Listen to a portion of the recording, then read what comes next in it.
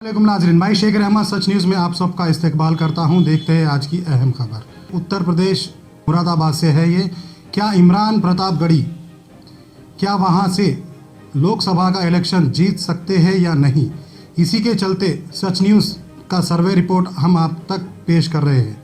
देखिए तफसीली रिपोर्ट। अभी हम मौजूद हैं जामे मस्जिद चौराहा के पास, जो कि मुरादाबाद में है, लेकिन यहाँ पे कोई आसार नजर नहीं आ रहे इमरान प्रतापगढ़ी जीतने के, क्योंकि समाजवादी पार्टी का बोलबाला ज्यादा है और ज्यादातर वोट समाजवादी पार्टी को ही पड़ने वाले हैं। कई दिन तक सच न्यूज़ की टीम उत्तर प्रदेश के मुरादाबाद में थी, जहां पर मुकाबला कांग्रेस और एसपी का था। समाजवादी पार्टी के कैंडिडेट है डॉक्टर एसटी हसन और इस बार कांग्रेस ने मशहूर शायर इमरान प्रतापगढ़ी को मुरादाबाद से अपना उम्मीदवार चुना है। वहां पर पोलिंग हो चुकी है और आवाम को रिजल्ट का इंतजार है। हमने 3 दिन तक लगातार वहां पे सर्वे किया, आवाम से जानने की कोशिश की कि कौन किसको सपोर्ट करता है। तो हमें ये मालूम पड़ा कि कांग्रेस उत्तर प्रदेश मुरादाबाद सीट हारने वाली है। जी हाँ, क्योंकि उत्तर प्रदेश में समाजवादी पार्टी गठबंधन में इलेक्शन लड़ रही है और उन्हें आवाम का भरपूर सपोर्ट मिलता नजर आ रहा है। भले ही मुरादाबाद में मुस्लिम पॉपुलेशन ज्यादा हो, इसके बावजूद भी डॉक्टर एसटी हसन यहाँ से जीतते नजर आ रहे हैं। वहाँ की आवाम ने मीडिया से बात करते हुए ये तक कह दिया कि हम इस बार वोटों का बंटवारा नहीं करेंगे, बल्कि डॉक्टर एसटी हसन को वोट डालेंगे और बंटवारा कर बीजेपी को यहाँ से नहीं आने देंगे। इसी बीच एक मुसीबत आकर खड़ी हो गई है कांग्रेस कैंडिडेट और मशहूर शायर इमरान प्रतापगढ़ी के सामने। अब आने वाला वक्त ही बताएगा कि कौन जीतेगा मुरादाबाद की सीट, कांग्रेस या समाजवादी पार्टी। आइए देखते हैं सच न्यूज़ की खास रिपोर्ट।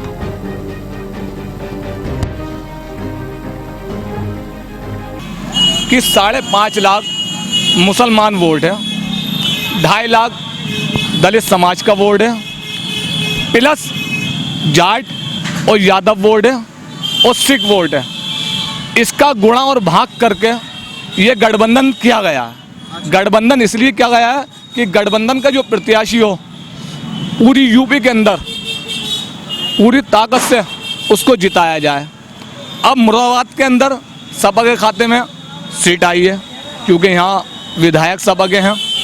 पहले Lok Sabha election doctor ST Hasan साहब लड़ चुके हैं। 80 हज़ार कुछ वोटों से उनकी हार हुई थी।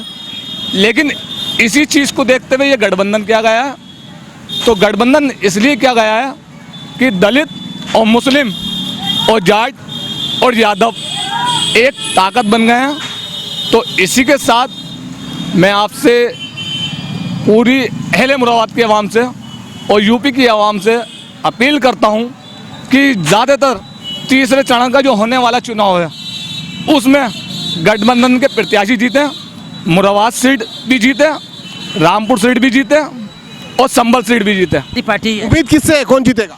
एसटी हसन साहब जीत रहे हैं और बहुत समाजवादी पार्टी जीतेगी। समाजवादी का गठबंधन जो है वो आगे है और हमेशा रहेगा, क्योंकि यहाँ पर जो स्थानीय स्तर पर भाजपा से इसलिए नाराज हैं लोग कि उसने कोई ऐसा काम किया ही नहीं। हमारे फड़ फटरी वालों को, स्थानीय लोगों को और जो दबा कुचल समाज था, खासतौर से सफाई कर्मचारियों का समाज था, उनके परिवारों से इस विनोद अग्रवाल नाम का जो नगर प्रमुख है उसने और जो रितेश गुप्ता जी हैं, उन्होंने इन दलितों पे, वाल्मीकियों पे और यहाँ के मजदूरों पे कोई ध्यान नहीं दिया, इन्हें कोई रोजगार नहीं दिया। और यहाँ तक प्रतापगढ़ी का सवाल है तो एक टेसू की तरह वो घूम रहे हैं, उनका अदरवाइज यहाँ पर कोई है नहीं। Thank you.